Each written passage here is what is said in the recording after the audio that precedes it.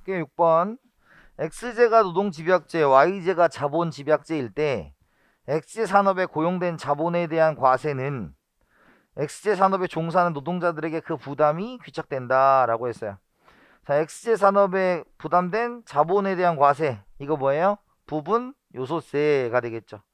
그럼 부분 요소세니까 자본에 대한 과세니까 지금 어때요? 자본에 대한 과세니까 지금 자본에 대한 과세여도 지금 어떤 일이 벌어졌어요? 그죠?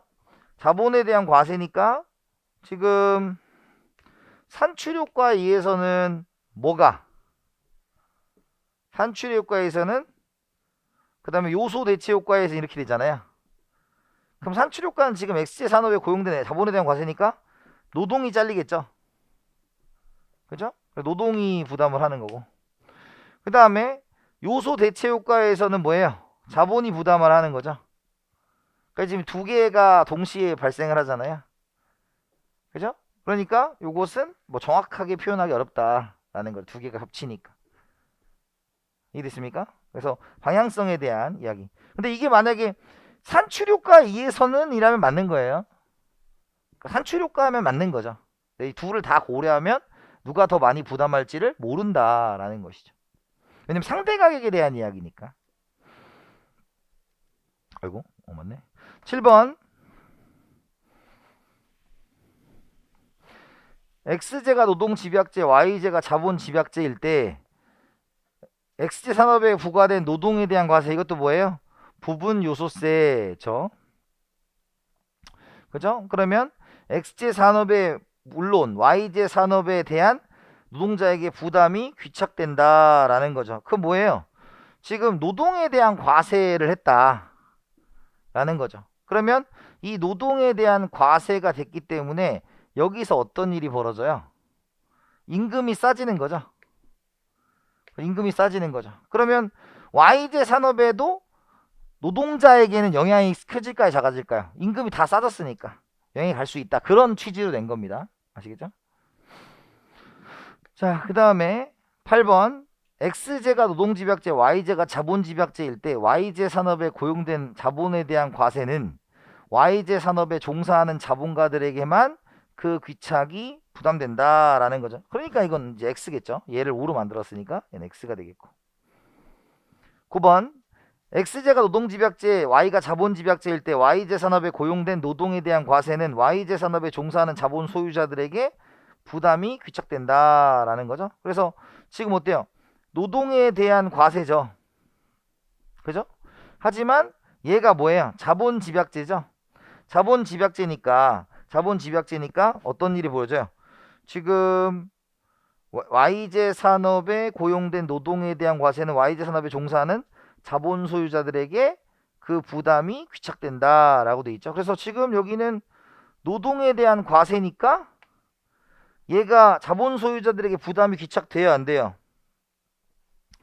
될 수 있죠. 근데 이것도 이제 그러니까 이게 좀 표현 좀 그런데 요것도 이제 뭘 다 따져봐라. 두 가지를 다 따져봐야 되지 않냐? 라는 거죠. 그래서 노동에 대한 과세로 인해서 노동자 부담을 하고 그 다음에 요소 대체 효과에서는 자본자 부담을 하니까 뭐 같이 한번 해보자 뭐 이런 얘기입니다. 됐습니다. 왜냐면 우리가 요소 대체 효과에서 노동이 자본의 가격이 올라가니까요. 그래서 두 가지고요. 그래서 여러분 여기까지가 기본적으로 나올 수 있는 부분인데 이거는 여러분들한테 좀 생각을 해보라고 드린 거예요. 근데 여러분들이 좀 정확히 봐야 되는 건 1번부터 5번까지 있죠. 그 정도만 체크를 하시면 될 것 같고, 네, 이 정도만 체크하시면 될 것 같아요. 자, 그 다음에 이제 실제로 나오는 건 여기서부터가 조금 더 많이 나오는 거죠. 두 산업의 요소 집약도의 차이가 클수록 상대가격 비율은 큰 폭으로 변화한다라는 거. 요소 집약도가 크다. 반대가 뭐였어요? 대체 탄력성이 작다. 이 두 가지 꼭 같이 가셔야 돼요. 그래서 5가 되겠고.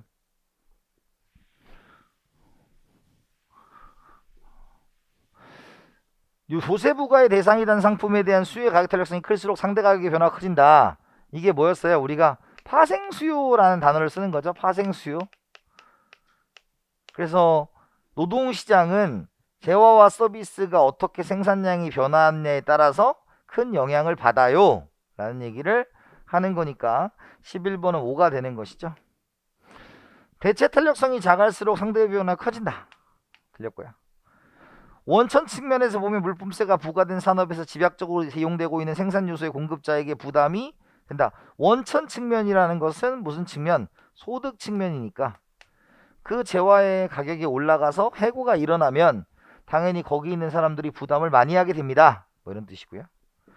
14번 사용 측면에서 보면 과세되는 상품을 상대적으로 더 많이 소비하고 있는 사람일수록 더 많이 부담을 지게 된다. 그래서 13, 14는 원천과 사용 측면의 정의, 그 다음에 10번, 11번, 12번은 뭐다? 우리가 상대 가격의 변화의 크기에 대한 이야기니까 지금 10번부터 14번까지가 훨씬 더 많이 나오게 돼요. 그게 아주 노멀한 거니까 절대로 거기서 답을 찾고 그 다음에 요소 대체 효과, 산출 효과, 부분 요소냐 그거 잘 찾으시면 뭐 큰 문제는 없습니다. 계산 문제는 없으니까요. 계산 문제는 없으니까 찾아내기만 하면 된다라는 겁니다.